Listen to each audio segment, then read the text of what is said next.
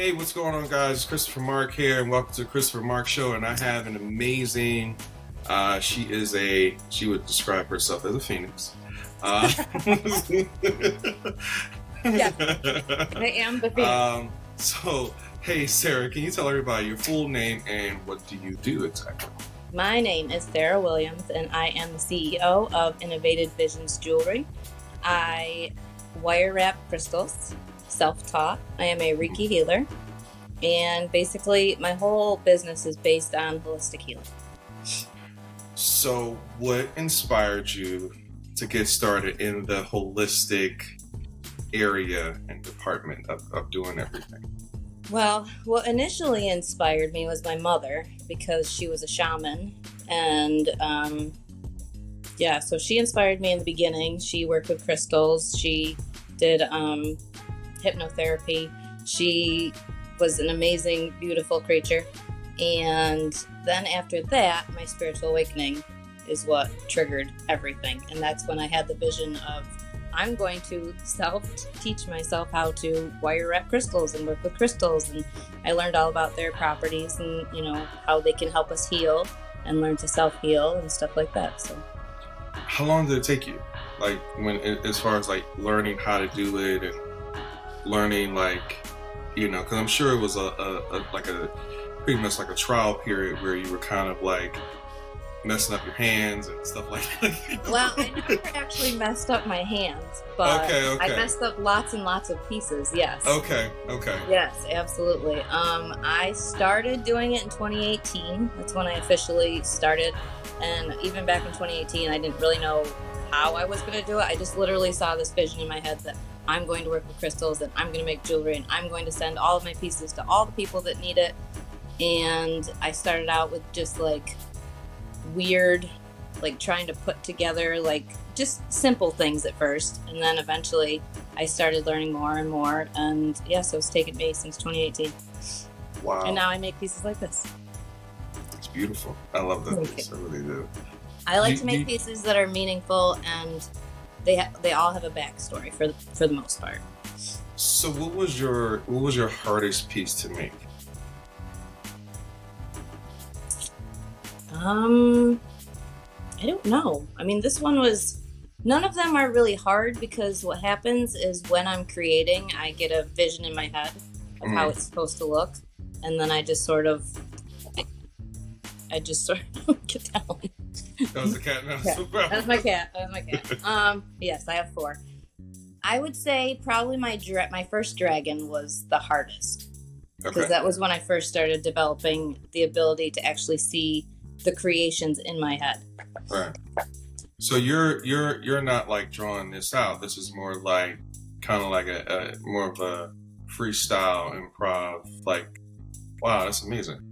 Yep. I think I've drawn 1 or 2 things. That's okay. It. The rest I literally just freestyle, and I see how the pieces fit, like the Tool song pieces. Uh-huh. And I somehow put them all together and they come out. So, is there pieces that it was hard for you to let go of? Absolutely. A lot of which them. Which ones were they? Like this one, I might cry a little. You might cry a little. Okay. I might cry a little. Yes, the ones that I put my whole soul into, yes. The ones I spend the most time with. They're all my babies, so I have a hard time with all of letting them go, but I know that they serve a purpose, and I know that they're not meant for just me. Right. So you were telling me that you got into Reiki healing. How did you get started with that? And then, are you still doing it now? Yes. I started that, I think 3 or 4 years ago. I started learning about it. I mean, there's all different names for it. It's basically just energy work. Yeah. And then I found someone who was a Reiki master, and they actually attuned me. So wow. I've been attuned as a Reiki master. I do, and Reiki is involved in all of the pieces that I make, because instead of just, doing it to the body, I do it to my metal. Right. And I infuse my crystals and my works while I'm wrapping. So this infused with that. So let me ask you a question. Like, would you, when you give people things, are you basing it off of their energy as well? Like, are you kind of like saying, hey, you know, you might need based upon your energy and what you're dealing with, and so forth and Yes. so on. Okay. Usually I will have customers come to me and they're like, I'm having issues with, I've had many people come to me and they're like, I'm having issues with psychic attacks, or I'm having issues with protection. Like I'm feeling, you know, or a lot of negative energy. So usually I do custom works as well. Right. And the first thing that I thought of, like I had someone come to me and they're like, I'm getting attacked psychically. And he was a psychic medium, and I was just like, okay, well, let me see what I can come up with. And I actually made a scepter of protection, which had amethyst, quartz, and black tourmaline. And so then I gave him that. Wow. So do you find that do you go through that? Do you get attacked from the spiritual and things like that as well? Like, does that happen to you? I do, but I have a whole barrage. You're ready. You're just like an army. I wake up and I'm like, what do I need today? And then I just put it out. I'm like, yes, that's exactly right. Yeah, you're like Rambo and Commando combined. Like everybody's like, you know, you're ready for everything. Absolutely, yes. I'm surrounded by crystals. Yes. Right. Okay. Have you ever, in your journey of, you know, learning how to not only heal yourself but heal other people, was there a part where you felt like you were kind of like, I hate to use the word crazy, but did you feel like a little bit like, I really did, because I know people say it a lot. They say, man, you crazy. And it's like, I don't want to use that specific word because I understand it. No, but I understand it, but I'm just saying, like, did I think I was crazy? I'm coming from. Absolutely, yes. Okay. Not only did I think I was crazy, but of course we are all filled with some sort of self-doubt. And I noticed that every time that I had the self-doubt, and I'm like, this isn't going to work. I can't really do this, you know. But that was all along the journey to self-love as well. Okay.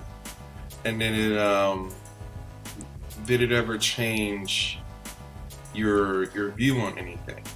Like, did it, you know what I mean? Like, maybe like, what I mean by that is like, maybe like relationships, or, you know what I mean? What do you mean? I mean, like, did it change like how you might have seen people, like once you start going through this transformation of evolving spiritually, like did that change everything? Yeah. Everything has changed. Okay. Yes, because I spent my life dealing with a lot of narcissists and narcissistic abuse, and I had to, you know, I'm an empath, and I had to go from a regular empath to an empowered empath. Right. The only difference is knowledge. Knowledge is power. Right. So I learned all the red flags. I learned, you know, to protect my energy. I learned boundaries. I learned grounding. I learned all the tools that you need as an empath to basically survive in daily life. Wow. So why do people come to you? Like, what, like, you know how like you go to specific doctors for specific things. Like, what is the reason that people come to you? People come to me for different reasons. I know a lot of wire wrappers. I have a lot of wire wrapper friends, and they all do, you know, like there's pieces out there that are way better than what I can do, but mine are just different. Not only are they Reiki infused, I also use sacred symbols for protection, you know, like the evil eye, which is protection. And what I do is different. It's just different. So people come to me for if they need protection, or, you know, they need advice on, you know, different things that can help heal them, where other wire wrappers are just wire wrappers. They don't do the whole holistic part. Gotcha. Okay. I have one client that has actually purchased 30 things from me. Wow. Yeah. And that's the thing, like, you need more than just one, because they're all different crystals. They have all different healing properties. Right. And so do you find that people are coming to you mainly to, like, obviously they're coming to you to heal, but what would you say is the the goal that they're trying to accomplish most of the time. Like, you know, are they trying to get to this place where it's totally fine. It's totally fine. My cat is just freaking out right now. It's okay. It's okay. I understand. It's good energy. It's making him very excited. Now I forgot the question. Sorry. No. It's okay. Holy cow. Yeah, this is why I love doing this. I'm telling you, this is the reason why. Like, people be like, you know, like, why do you want like to have these, you know, when you're doing your podcast? Why does it seem like it's just like a regular conversation with a friend? And it's like, it's really because I don't like stuff to be too structured, and Absolutely. you know what I mean. Like, I like it's just a free flowing and just, you know, show that we're all just human. You know what I mean? Just trying to make it.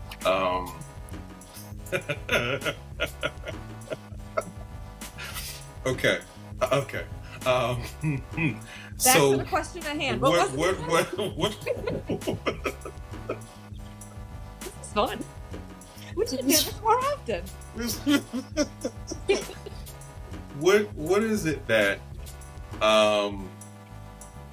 what is it that you feel like when you heal people, when you send them through this process? What is the after effect more than anything for them? Have you ever gotten like feedback? Well, for both, actually. That's probably better for both, like for you and for them. I have had many people tell me that my jewelry has literally changed their lives. You know, like the people that came to me for protection, and as soon as they got their pieces, they were like, and my customers aren't just customers. Like, I don't treat them like customers. They become my family. They're my soulmate now. And I will check in. I'll be like, did you get your piece? And, you know, how is it now? And, you know, as soon as they get it, they're like, everything stopped. Like, everything's better. I feel better. And it basically makes people feel better. Do you, like, after you went through this whole process, because I know for me, like, I've done massage, I've done, you know, healing for people, and just working with all types of people as far as helping them on their spiritual journey. Do you find, like, I know for me, in that process, I had to learn, even though being, like, you understand the importance of being open, but then learning how to, like, close that energy. Absolutely. How did you go through that process of closing it? Like, knowing how to open it, knowing when to close, you know what I mean? Like, knowing when to do both. It's just something you have to learn, Okay. Because you can only give so much, because I, you know, as an empath, I'm a giver. I give, and I give, and I give. And I noticed that if you obviously give too much, you're going to become sick. You neglect yourself, you know, self-care. That's the thing with, like, boundaries. You know, you can only give to a certain, you know, and a certain point. And even when I'm online and I'm talking to people and I'm, you know, doing this and that, I always have to make sure that I take time for myself at the end of the day, you know, just to give back to myself and do something that I enjoy. It's important. You should. I mean, I think it's something that I had to learn. Like, I had to learn, like, you know, like, people to this day are just asking me, like, hey, are you still going to do massage? And I'm like, nah, I'm retired. And then, you know, because I did it for like 17 years. I did it for a long time. And it's like, once you realize that, and it's funny because people it's weird how people miss the things that you were doing after you stopped doing it. Right. You know what I mean? And I think, you know, me now, it's like, I feel like I love helping other therapists, other holistic healers to, you know, develop something that will work for them, you know, and that's my new way of healing without me being like all caught up into their energy and what's going on with them and stuff like that, because I would be exhausted after the massage. I would have to like sleep for a day or so. Like, exactly. Yeah. Yeah. It's draining because you're giving. Yeah, you're giving from your soul. Absolutely. And I think that's the part where people just don't see. Like, in their minds, it's like, oh well, it's just work. You're just touching. It's like, if that was the case, you would not be calling me and being like, oh my God, I need this again, or Right. this massage changed my life, or blah blah blah. Like, and I'm not saying that I find that people, when they say, like, I remember when I went to school and they were like, oh well, this is a normal thing people go through, they have an emotional release, right? But everybody can't make that happen. Right. You understand what I'm saying? Like, that's not a thing where it's like, I know it's a common thing for it to happen with people, but it's not a common thing where, people feel that level of comfortability to be that vulnerable. Right. You know what I mean? Mm-hmm. And that's what I would say. It's like, it really depends on you and what's going on with you internally as well. Absolutely. Yeah.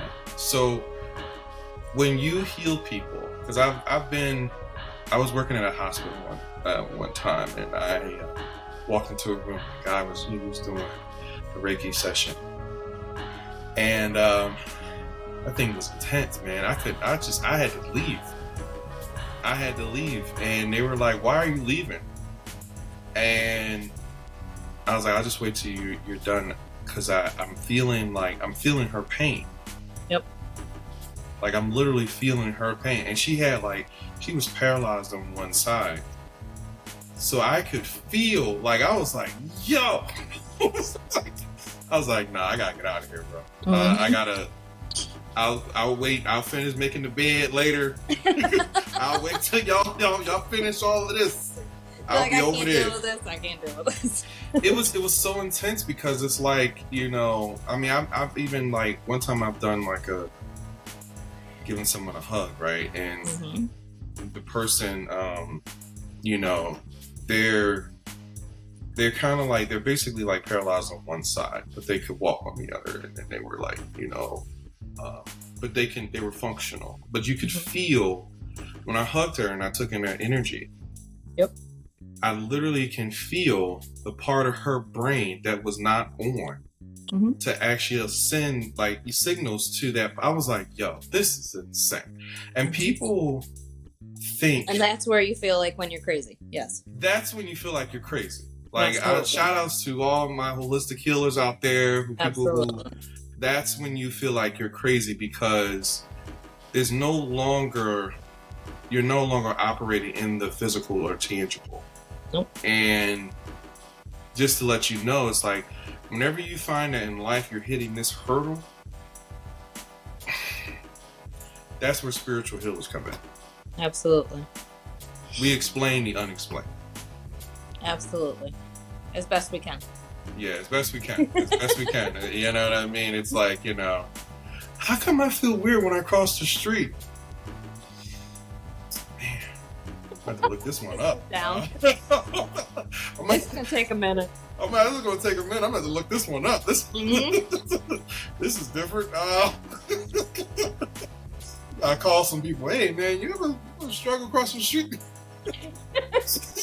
Yeah, I do too. Okay, wow. Like, that's also like what's so great. Like, once you start building your soul fam, we all have different gifts. We all have different abilities, So if you're struggling, like I have an empath group on Facebook, and I have mediums, I have psychics, I have healers, I have, it's just one big family of empaths that can share their experiences.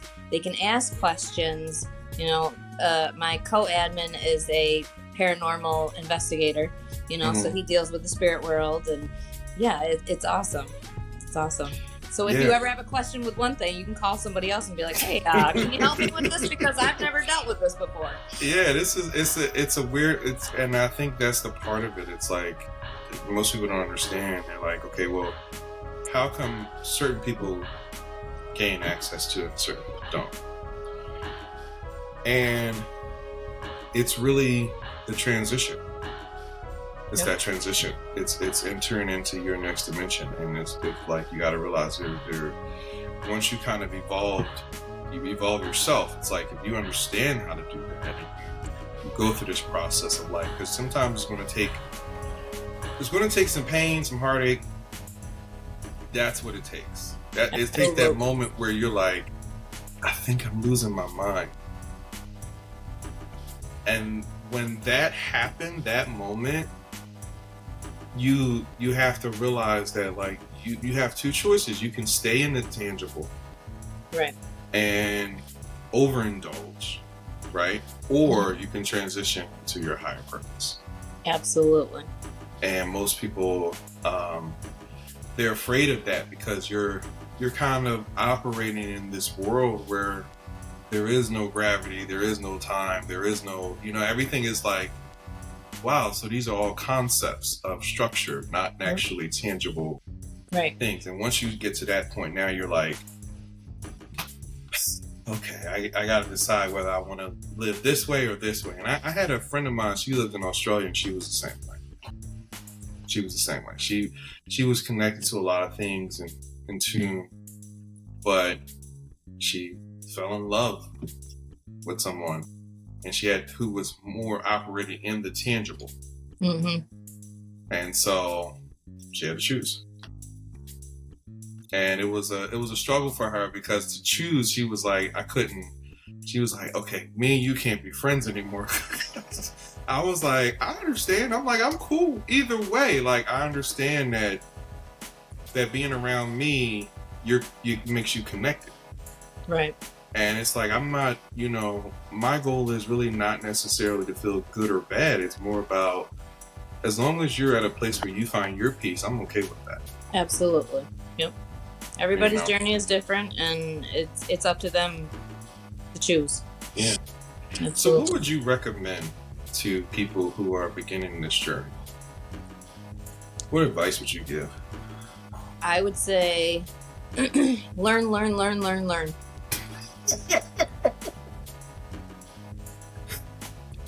I like that advice. learn as much because literally knowledge is power. When I started going through my spiritual awakening, I literally had no one to help me. I had no one to guide me. And I understand that it's ultimately an inner journey. Like, it's your journey with yourself. And I get all that. But it's nice to have a little bit of guidance. So I found, Spirit will bring you whatever you need to learn from. And I found these, a couple people on YouTube that were talking about spiritual. Because literally, when I first started going through, I'm like, what do you do when you feel like you're crazy? And then, so I look back. Yeah, there's nothing. And they're like, you might be going through a spiritual awakening. And I'm like, what the heck is that? Mm-hmm. And then it brought me to a couple people that, were helping guide people through spiritual awakenings and teaching them about all the different stages and, all that other stuff. So it's important to learn as much as you can learn so that you feel less crazy. Yeah, it's a lot of times people think that when you're dealing with people who are guides, that it's about them. And then once the person reached their destination in their journey within themselves, they realize it was never about the person himself. Absolutely. It was always about helping you to go through the transition. Yep. And that transition is not easy. It's not easy because I think there's pros and cons to having guides. If you're a guide, you got to be able to handle people not liking you. That's one of the things you got to be like, why are you doing this to me? I'm not doing anything to you. This is the part of the process. Yep. No, you hate me. I don't hate you. I'm telling you, I do not hate you. I promise I don't hate you. I'm not like trying to like make you like, okay, I'm helping, but it's when people, when they're finished, they're like, oh man, I see what you're saying now, man. You it's really almost care. Like love. Yeah. It is because it's a love that's like, it's a love that you haven't felt before. Absolutely. But it's also a love that is like, it creates an eternal bond. Absolutely. So it's not like, I tell people all the time, I'm like, I think if you have to keep convincing people or spending time with people just to prove that you actually care about them, it's like, was it ever really real? Right. Was it ever really authentic? Because it's like, at the end of the day, it's like when you go through stuff with people, you go through stuff, and you can't, dismiss it or whatever. So your advice is learning. Yes. Okay. My advice is learning, set healthy boundaries, ground yourself, always take care of yourself first, because that was a hard one for me to learn. Very hard for me to learn. Setting healthy boundaries is so important for you on this journey, and make sure you're spending time alone, because that's the best way to self-reflect without any other interruptions, and that's the only way you're going to get through this journey, is by looking within. Do you think that do you find that like it's harder to be in relationships, like as a healer and as a I've been single now for the past, I think, year and a half, and before that I was addicted to relationships because I never had the self-love and the self-confidence to be self-sustaining. I always, women at a very young age watch the Disney, and it's like, you need your prince, and you need your prince to take care of you. It's hard for women to actually feel like, oh my God, I can do this on my own. Right. And I think that's the process. It's like, I've had relationships and I was like, why aren't these working out? Well, I was wondering, like I'm like, man, you know what I mean? I'm like, I bought the flowers. I listened. You know what I mean? I did it, and then you start realizing, like, okay, all right, what's happening here? It's like I have to worry about me. Like, it's the one thing that I've been, neglecting for such a long period of time. And it's like, because the thing about it is that you either have a choice. You can either work, go through your process of growth, or you can get lost. Because there's certain people where they're designed for specific things. Yes. They're kind of a representation. I always say people are a representation, like the who you are, who you're going to be, who you were. And it's like, once you kind of see that, you see like, okay, I got to accept whether this person what is this person teaching me? What is this moment teaching me? And, it's hard because sometimes it's like, it's more about you just finding your place of peace. I think once you do, you can find that person, but you have to find that thing that is like that routine, that way of living where you can be like, I could do this forever. And then that's when the person walks in and be like, hey, how you doing? I find it's usually like that. Yeah, my biggest thing was breaking the cycle, because I had literally been, every single relationship I was in was either with someone that was emotionally unavailable or super narcissistic. And it was like, I just kept finding all of that. One, because I didn't love or value myself. I didn't know my own worth. I was just kind of settling for whatever came around.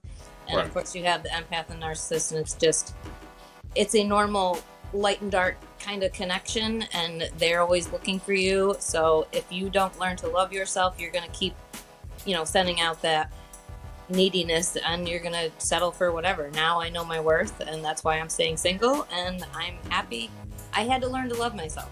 Literally had to learn to love myself. Yeah, I think it's, and you should, you know what I mean? I think that that's the most important thing, because I learned that, like, I always find that people, you're usually meeting people that are like,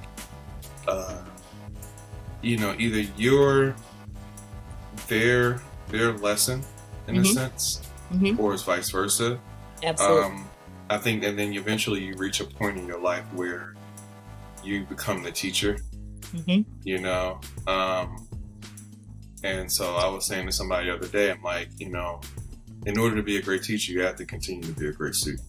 Absolutely. Always learning. Yes. Yeah. Because if you get to that place where you're like, okay, I have all the information, I know everything. It's like, that's more ego driven. Yes. Yeah. It's like, nah, you have to be able to say, hey, can you teach me this? I would love to learn, to know, because life is universal, and so is the minds of every being. So Absolutely. you're not going to see the world from your. If you see it from your perspective, that's all you'll see.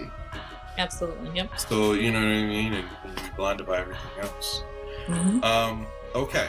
So before we wrap up, thank you. I really enjoyed this. I really Me too. seriously enjoyed this. Me too. What is it? How can people find you? How can they, be like, hey, I want to work with her. She seems amazing. She seems awesome. How can they find you? Simple. InnovatedVisionsJewelry.com. Innovative Vision. Okay.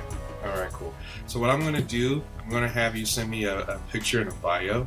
Okay. I'm going to add you to my community, and that way when I send it out to people, they can just go directly there and just create a profile for you. Perfect. You can go directly there and find everything that's connected to you. And then that way people you can send them on a journey. That way they're not alone. Absolutely. I'm never alone. I always have guides with me and angels. Yeah. You know what it is? I think when you're beginning, you do feel it though. Like you really do. Yes. Oh my God. You do feel it. You feel alone, crazy. Nobody else knows what you're going through.